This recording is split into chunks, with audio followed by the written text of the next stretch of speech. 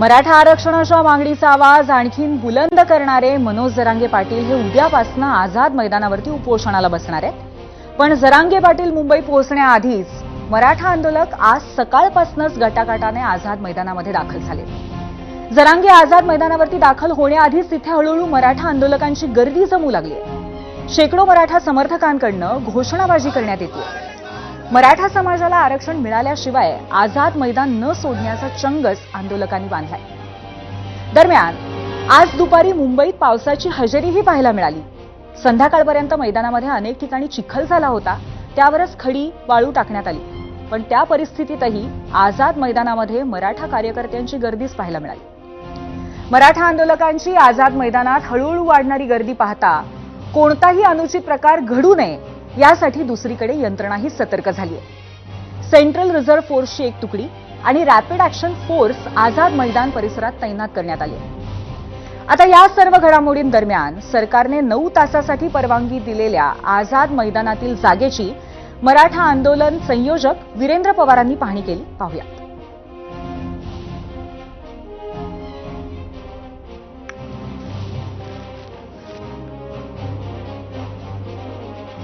मुंबईतल्या आझाद मैदानामध्ये मराठा तरुणांनी आजपासूनच यायला सुरुवात केली आणि मैदान भरायला सुरुवात झाली आहे। मैदानावरती एकीकडे संयोजक तयारी करत होते आणि त्याचवेळी मनोज जरांगेंचा ताफाही पुढे सरकत होता।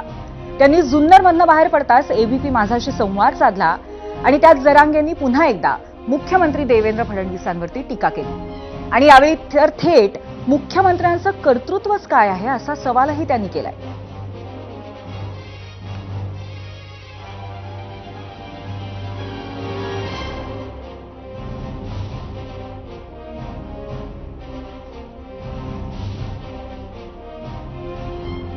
धनगराचा बार कार्यक्रम लावून टाकला, आरक्षणाचा, शेतकऱ्याचा सगळं वासुदेव केला, मायक्रो ओबीसीचा देवारा केला, दलित मुस्लिमाचं वाटोळं केलं, सगळं त्या लिंगायत समाजाचं आरक्षणाचं वाटोळं झालं, सगळं काही समाजाच्या आरक्षणाचा देवारा झालाय।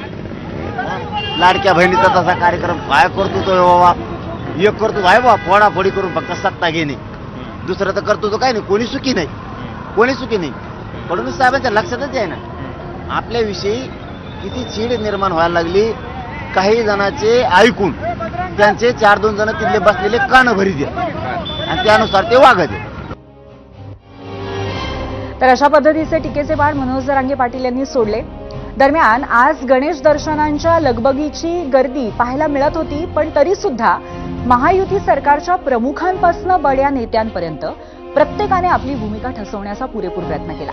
किंवा मी तर म्हणेन इतके दिवस थोडी सावध पावलं टाकणाऱ्या भाजपनं एकदम फ्रंट फूटवरती बॅटिंगला सुरुवात केली।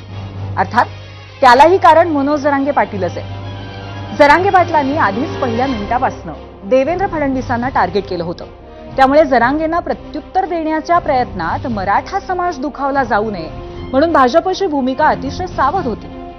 पण आज मात्र भाजपने आपली लाईन एकदम क्लिअर केली आणि ती लाईन म्हणजे मराठा समाजाला आरक्षण देणारं एकमेव सरकार ते म्हणजे फडणवीसांचं पहिलं सरकार। मराठा समाजासाठीच्या महामंडळांना भरघोस निधी देणारं सरकार ते म्हणजे फडणवीसांचं पहिलं सरकार आणि आताचं महायुती सरकार।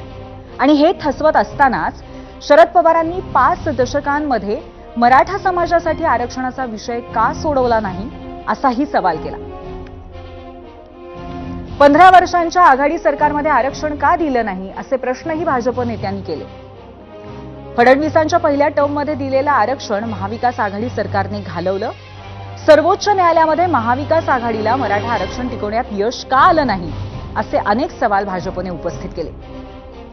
मराठा समाजाला पहिल्यांदा आरक्षण देणारे देवेंद्र फडणवीस असे बॅनर्सही मुंबईत झळकवण्यात आले आहेत। दरम्यान दस्तूरखुद्द मुख्यमंत्री देवेंद्र फडणवीसांनी कायदेशीर आंदोलनाला कोणाचाही विरोध नाही हेही आज स्पष्ट केले। लोकशाहीमध्ये आंदोलन करण्याचा अधिकार आहे। लोकतांत्रिक पद्धतीनं जेवढी आंदोलनं होतील त्याला आमची ना नाही, त्याला आम्ही सामोरं जाऊ, आवश्यक तेवढी चर्चा करू, लोकशाहीच्या चौकटीत त्याच्यावर काय जे काही उपाय करता येतील ते उपाय आम्ही करू। एवढीच माझी अपेक्षा आहे की कुठलेही आंदोलन हे लोकशाहीच्या चौकटीबाहेर जाऊ नये। मराठा समाजाकरताचे निर्णय मी मुख्यमंत्री असताना आणि त्यानंतर शिंदेसाहेब मुख्यमंत्री असताना झाले आहेत। अण्णासाहेब पाटील आर्थिक विकास महामंडळ का 15 वर्ष डिफंक्ट होतं? 15 वर्ष कोणाचं राज्य होतं तरी ते डिफंक्ट होतं ना. मी ते उभं केलं. शिक्षणाच्या योजना, त्या ठिकाणी वसतिगृहाच्या योजना, वसतिगृह होत नाही तोपर्यंत भत्त्याच्या योजना, सगळ्या आम्ही केलेल्या योजना आहेत. त्यामुळे हे जे काही लोक तोंड वर करून विचारतात त्यांनी एकदा आरसा बघावा आणि त्यांनी सांगावं ना नेमकं काय केलंय. एकंदरीतच मराठा आरक्षणावरनं राज्यामध्ये वातावरण चांगलंच तापत चाललंय. महाविकास आघाडीच्या नेत्यांनीही या आंदोलनाला पाठिंबा दिलाय आणि त्यावरनं भाजपच्या नेत्यांनी विरोधकांना कोंडीत पकडलंय. मनोज जरांगेंनी मुख्यमंत्री देवेंद्र फडणवीसांवरती हल्लाबोल केला.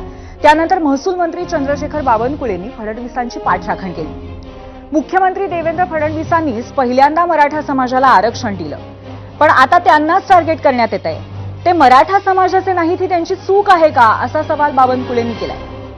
दरम्यान मराठा आरक्षण उपसमितीचे अध्यक्ष राधाकृष्ण विखे पाटलांनी आरक्षण विरोधी भूमिका घेणारे शरद पवार आणि उद्धव ठाकरे यांनाही जरांगेंनी जाब विचारावा अशी भूमिका घेतली आहे. माननीय शरद पवार साहेब किंवा माननीय आमचे त्या ठिकाणी उद्धव ठाकरे साहेब असतील किंवा माननीय काँग्रेसचे काही नेते असतील, उद्धव ठाकरे आपले बाळासाहेब थोरातजी असतील किंवा अशोक आपले हे सुशीलकुमार शिंदे असतील किंवा या ठिकाणी नाना पटोले आहेत, त्यांचे वरिष्ठ नेते आहेत काँग्रेसचे. राहुल गांधी एकीकडे देशामध्ये ओबीसीचं आरक्षण कायम ठेवा, जनगणना करा ओबीसीची, असा त्या ठिकाणी पिछडी जाती वारंवार त्यावर राजकारण करतात. आणि इकडे मात्र जी ओबीसी 18 पगड जाती मागासवर्गीय समाज जो आहे या समाजामधून आरक्षण काढून दुसऱ्या समाजाला द्या ही भूमिकेला समर्थन करतात आहे. हे मात्र मला या ठिकाणी स्पष्टता आली पाहिजे. 2019ला निवडणुकीनंतर ज्या उद्धव ठाकरेंनी शरद पवारांनी विश्वासघातानं महाराष्ट्र सरकार स्थापन केलंय, उद्धव ठाकरेंनी विशेष करून भाजपाच्या पाडीत खंजीर खुपसला. आता त्यांचे नेते शरद पवार होते ना, 2.5 वर्षामध्ये मिळालं 16% आरक्षण त्यांनी घालवलं. त्यांना पराजित करायला लावा ना. त्याच्याबद्दल खरं जरांगे पाटलांनी मला वाटतं अधिक प्रभावीपणे मांडलं पाहिजे. आणि शिंदे साहेबांनी मुख्यमंत्री असताना 10% आरक्षण ज्यावेळी दिलं त्यावेळी देवेंद्रजी उपमुख्यमंत्री होते. त्यामुळं त्याच्यात त्यांचा पाठिंबा होताच ना. म्हणून 10% आरक्षण मिळालं आणि आपण ते टिकवलंय.